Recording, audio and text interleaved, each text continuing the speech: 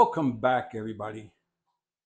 So glad you could be with me here today. Walter at the workbench with the recently acquired wooden bodied jointer plane.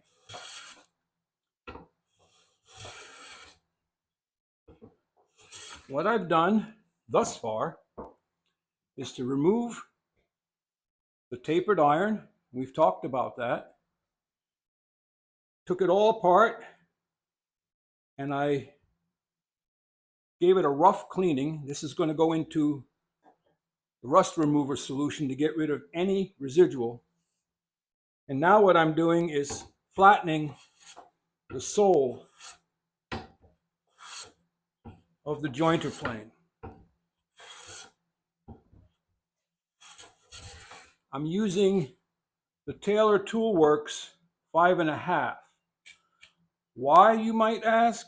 Well, it is the newest, flattest hand plane in the fleet. My number 6s are flat, but I wanted to give this a try.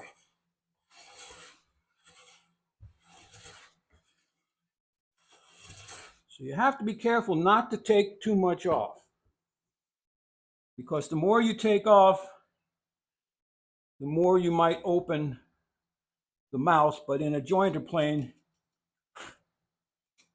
that doesn't really matter all that much. So how are we doing? We're touching front and back. By how much? Okay, here and here. So from here forward and from here back.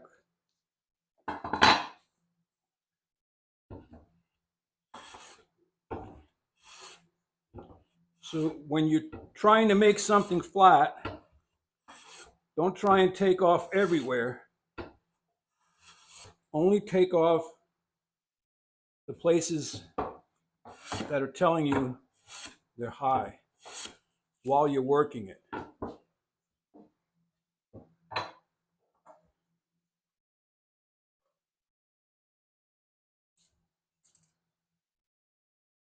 Getting there.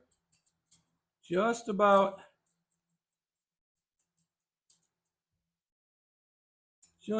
goes under here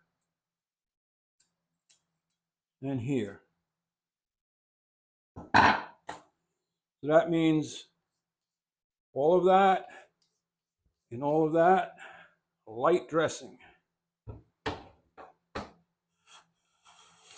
Now before I started, I checked the sole to the cheek for squareness, and that's very hard to do because the cheeks are not straight anymore. You have to figure they started out doing this with a chunk of wood from a tree, fresh cut, maybe split. Maybe a billet was split from a log.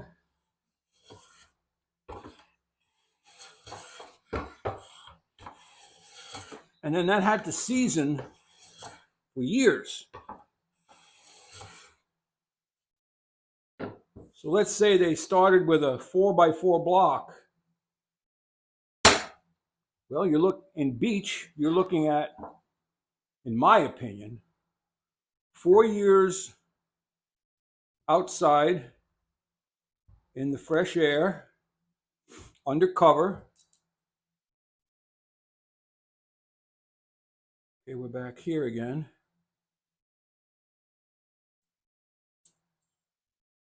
And then they would bring it indoors to the workshop and leave it sit there. And because they did not have central heat and air conditioning like we do,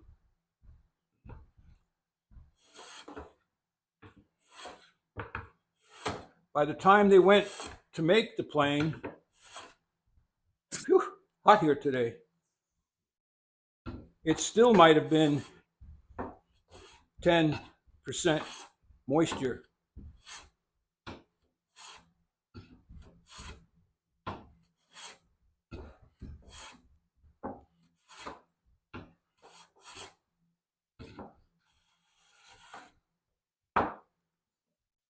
And then once we got into today's modern world of central heating and air conditioning, it dried out. There we go.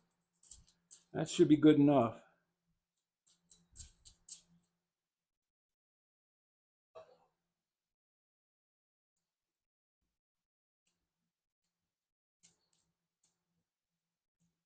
That should be good enough. If we take it to the workbench top, which is not completely flattened yet, and we lay it up here, see, she doesn't move. Doesn't move. Doesn't rock. Doesn't, well, a little bit of belly there.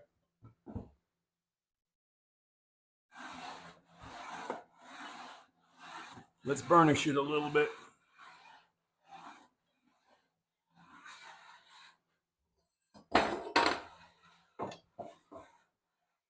See where it might be hitting.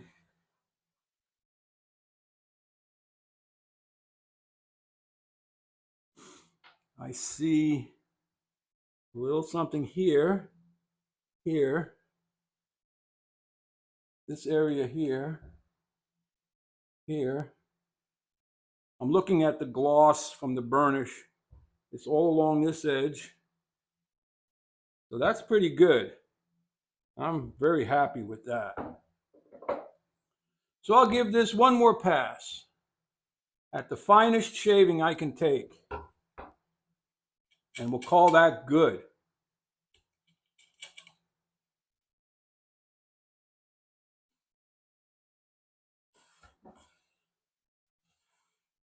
Finest shaving I can take.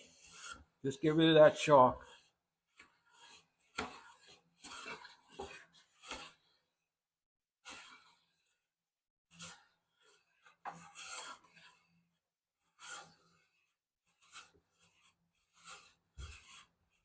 Hope you're having a good day. We are definitely in summertime now.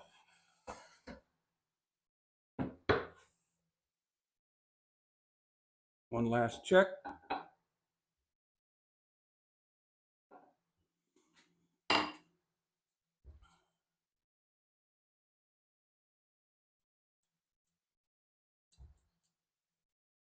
last thing I want to create is a belly in the middle.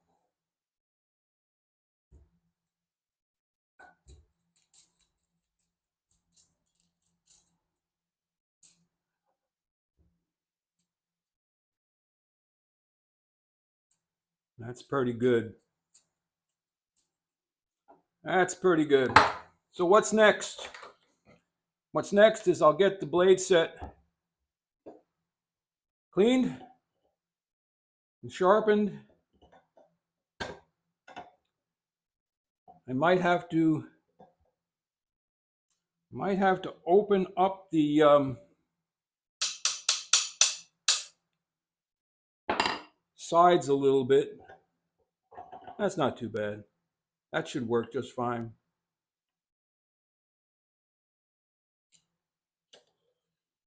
And like I said, the person before me varnished it and made it look pretty. But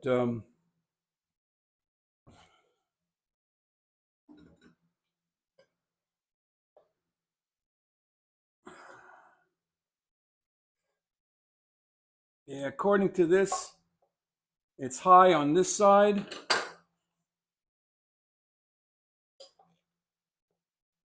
And according to this, it's high on this side. So we're not going to even try to square it to the cheeks because both cheeks have shrunk in